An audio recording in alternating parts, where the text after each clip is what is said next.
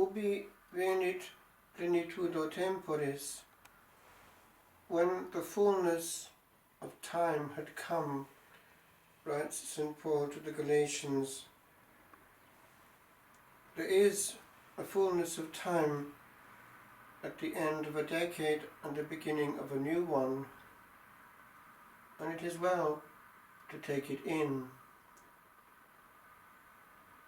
It's not that long ago since I took up on this same day, years ago at Johnstown, one of these. It was a calendar. This is a sacred calendar, and one takes off a page, a verse at a time, with the meditation on the other side, and it's always a verse from the liturgy of the day. And I remember saying at Johnstown how the year will pass as we peel off these bits of paper. And as I peeled off this one, the last one of 2020, it occurred to me that actually it's happening before my eyes.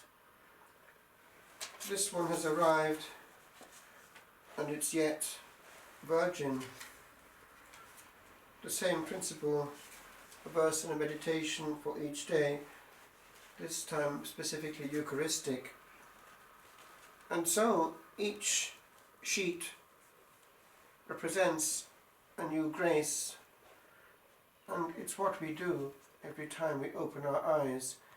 We open a new page and we write it once in indelible ink.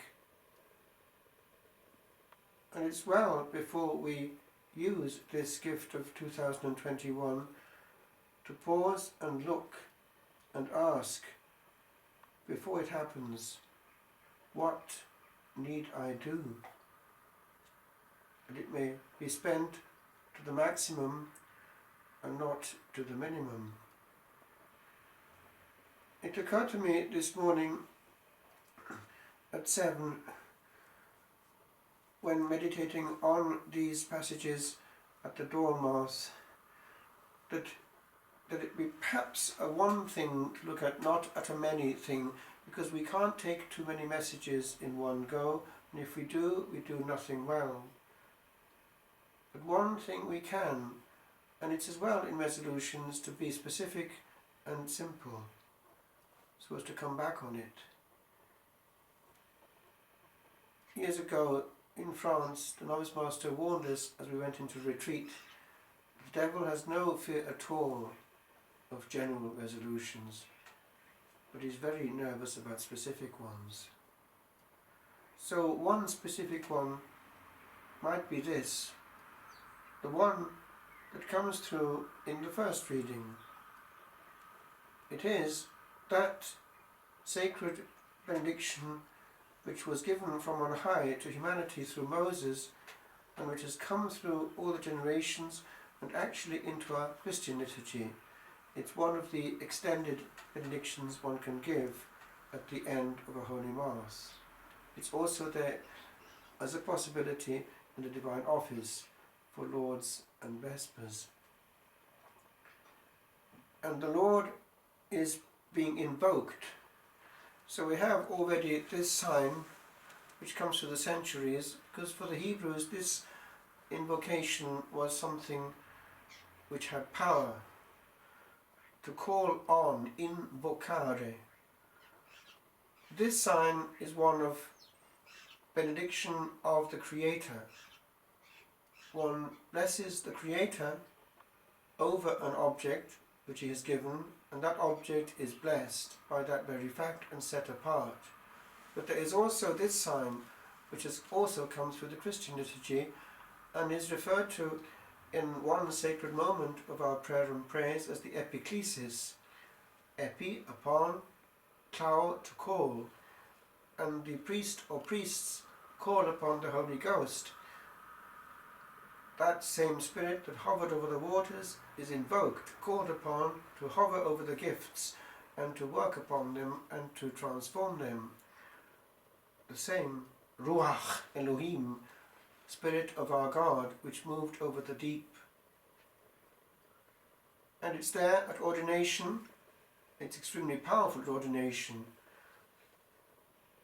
The Archbishop will be holding out his hands, and there is this element of Trinitarian contact between heaven and earth, in which the bishop, as Christ on earth at that point, is a necessary channel.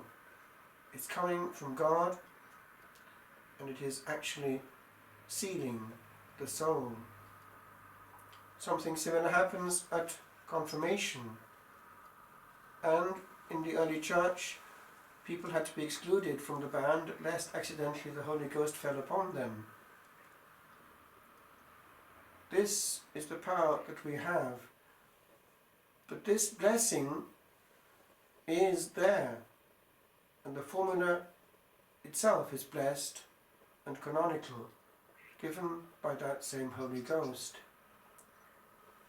The story is told of a priest some years ago who died, and they found, before putting him in the grave, that his right hand was black.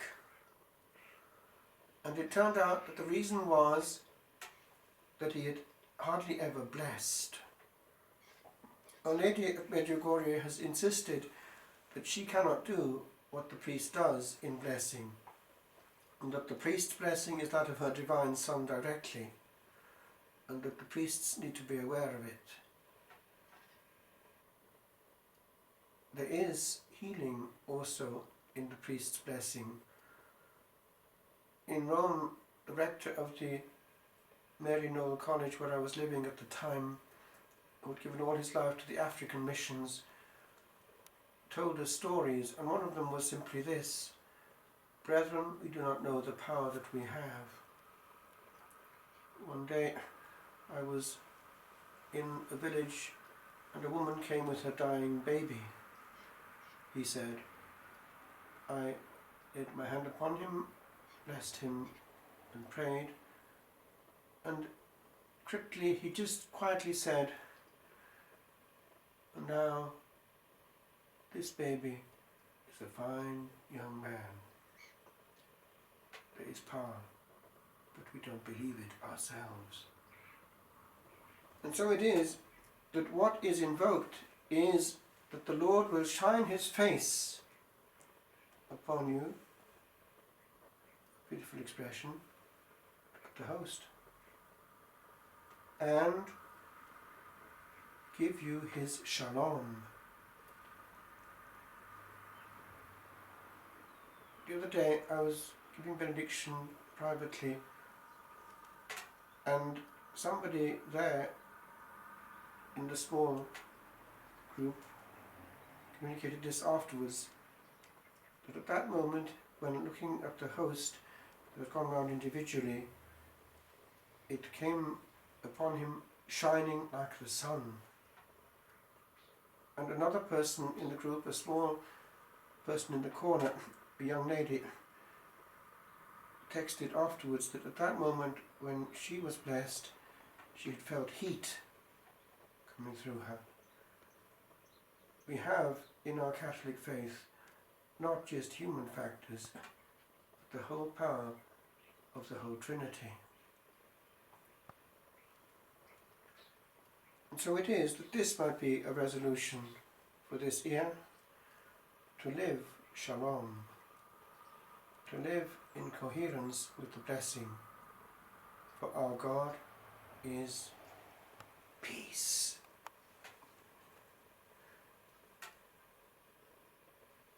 San Paolo parla della pienezza del tempo, scrivendo ai Galati, e c'è una pienezza in questo momento, una pausa nel tempo, un anno finito, trascorso, andato verso la storia, un anno vergine non ancora scritto, ma che sarà scritto da noi.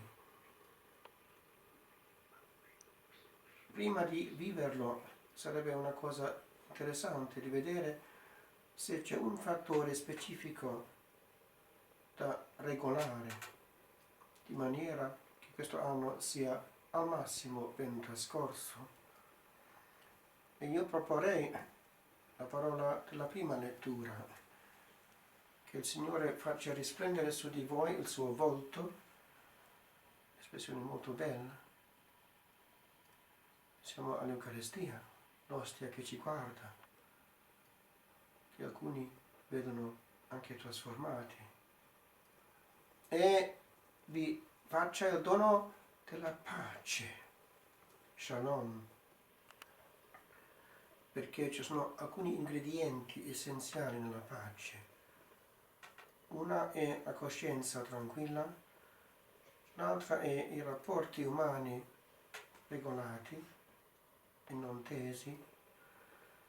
Un altro sarebbe l'affrontare quotidianamente le vicende della giornata con ugualità di umore, senza essere sorpresi, perché Dio permette l'evento e c'è Lui, parlando con questo avvenimento del momento in cui si presenta e non come dovrebbe presentarsi.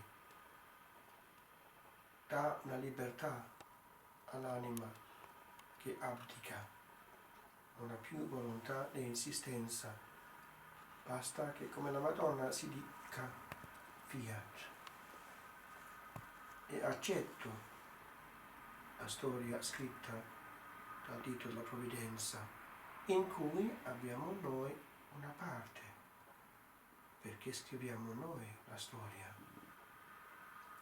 Prima di scriverla dunque in questo anno chiediamo questa grazia almeno di non offuscare la tranquillità della Trinità, che chiede a ginocchio il permesso di regnare su di noi, ma solo se lo vogliamo.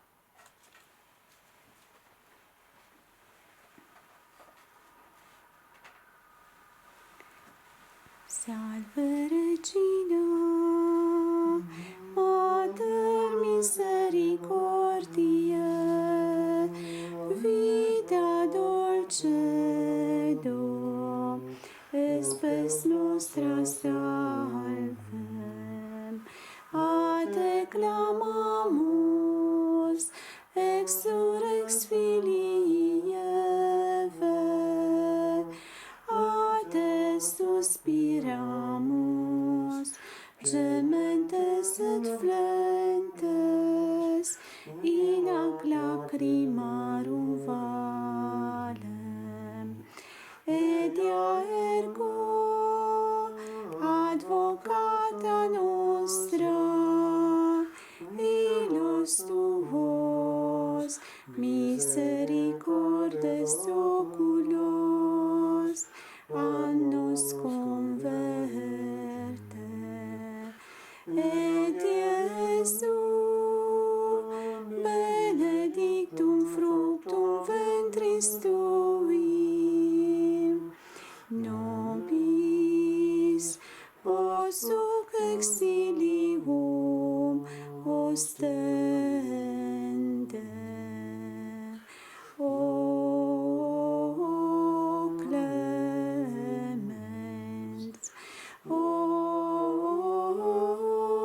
pia,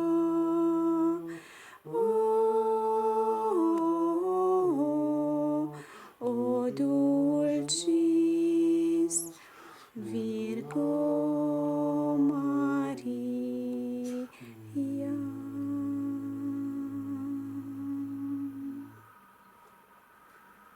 L'angelo del Signore portò l'annunzio a Maria